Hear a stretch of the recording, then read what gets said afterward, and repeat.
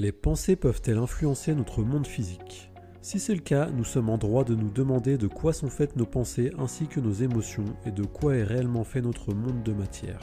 Certaines personnes, telles que Jean-Pierre Girard, disent pouvoir pratiquer la psychokinésie. Mais ces phénomènes ont-ils réellement été étudiés scientifiquement? C'est ce que nous allons voir dans cette vidéo. Mais avant de commencer, pense à télécharger ton e-book gratuit sur le site. C'est parti!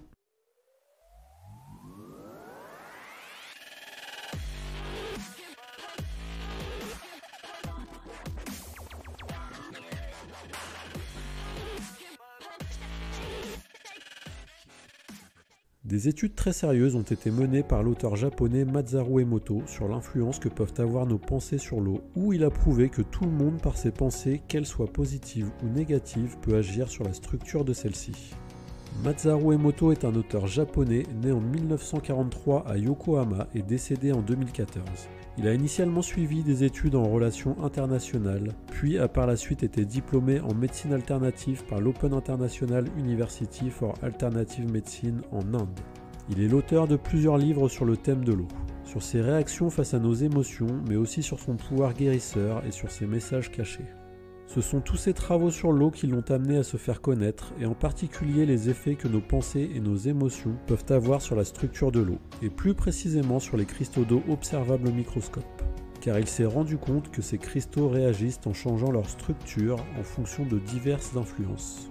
Pour résumer grossièrement, ces cristaux d'eau réagissent à des messages d'amour, de gratitude, de choses positives, de prières, ou encore à de la musique douce telle que la musique classique, en formant des structures cristallines et géométriques parfaites et très jolies à regarder, telles que celui-ci. Mais l'eau ne réagit pas uniquement aux pensées positives.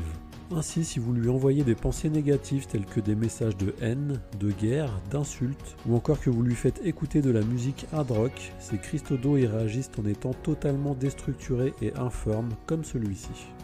Quand on sait que notre corps est constitué à 70% d'eau, on peut supposer qu'il réagit de façon très similaire à nos émotions, mais aussi aux émotions que nous portent les personnes qui nous entourent. D'où l'importance de faire véhiculer des valeurs d'amour et de compassion, non seulement envers nous-mêmes, mais aussi envers les autres. Ces travaux nous apportent un bon début d'approche en ce qui concerne la psychokinésie, puisque nous nous rendons compte avec ceci que l'eau mais aussi que notre corps réagissent aux pensées et aux émotions que nous leur envoyons consciemment ou inconsciemment. La psychokinésie, aussi appelée télékinésie, est une faculté métapsychique de l'esprit qui permet d'agir directement sur la matière. Cela veut dire qu'en théorie, si vous posez une cuillère sur la table et que vous vous concentrez pour essayer de la tordre, alors elle devrait se tordre.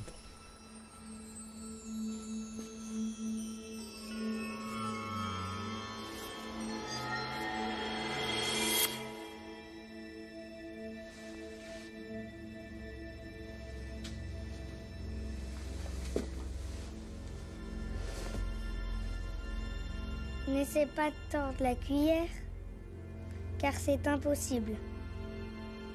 Tu dois essayer de te concentrer pour faire éclater la vérité. Quelle vérité? La cuillère n'existe pas. La cuillère n'existe pas. Et là, tu sauras que la seule chose qui se plie, ce n'est pas la cuillère, c'est seulement ton reflet. Bon ok, ce n'est pas aussi facile que ça en a l'air, mais certaines personnes possèdent des facultés dès leur naissance que d'autres n'ont pas. Et d'avis personnel, je pense qu'en travaillant, chacun pourrait avoir des résultats, comme c'est le cas avec l'influence de nos pensées sur l'eau. Connaissez-vous le cas de Jean-Pierre Girard? Jean-Pierre est un grand nom français de la psychokinèse. Il s'est notamment fait connaître dans les médias dans les années 1970 avec des démonstrations bluffantes où il arrivait à plier des barres de fer uniquement par la pensée. Et parfois, ses alliages étaient réputés intordables. Évidemment, ces exploits ont été très vite démentis en disant que ce qu'il faisait n'était rien de plus que des trucages télévisuels ou des tours d'illusionnistes. Mais Jean-Pierre Girard a toute sa vie contredit les rumeurs à son sujet sur le fait que ses exploits aient été truqués et a expliqué que pour arriver à pouvoir tordre du métal, il procède par la pensée à un changement de structure interne des matériaux. Ces structures n'ont d'ailleurs jamais pu être reproduites à l'identique par la communauté scientifique. Ces expériences ont donc par la suite été reproduites en laboratoire devant plusieurs scientifiques dans des circonstances où aucun trucage n'aurait pu être possible. Afin que vous puissiez vous faire une idée, voici les conditions de l'étude scientifique qui ont été menées sur lui. Numéro 1, plusieurs scientifiques assistent à ces tests en présence d'un illusionniste qui les a conseillés afin qu'aucun trucage ne puisse être possible. Numéro 2, 5 caméras filment en continu la pièce où se déroule l'expérience. Numéro 3, pour être sûr que les barres en métal ne puissent être remplacées, ils sont placés dans des tubes en verre scellés et apportés au dernier moment.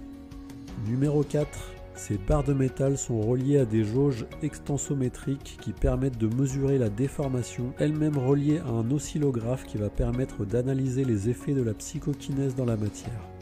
Numéro 5, le sujet, Jean-Pierre Girard, n'est prévenu qu'au dernier moment de ce qu'il aura effectué. Numéro 6, il faut noter que ces tests ont tous eu l'agrément d'experts en magie et qu'aucun illusionniste ou magicien n'a souhaité participer à ces tests afin de démontrer qu'eux-mêmes auraient pu effectuer la même chose que Jean-Pierre Girard. Alors, qu'en pensez-vous ? Possédez-vous vous aussi des dons de psychokinèse ? Répondez-moi en commentaire. Et si vous souhaitez en savoir plus au sujet de Jean-Pierre Girard, je vous ai mis les liens de ses livres ainsi que de mon e-book gratuit en description sous cette vidéo. À bientôt ! Tu sais.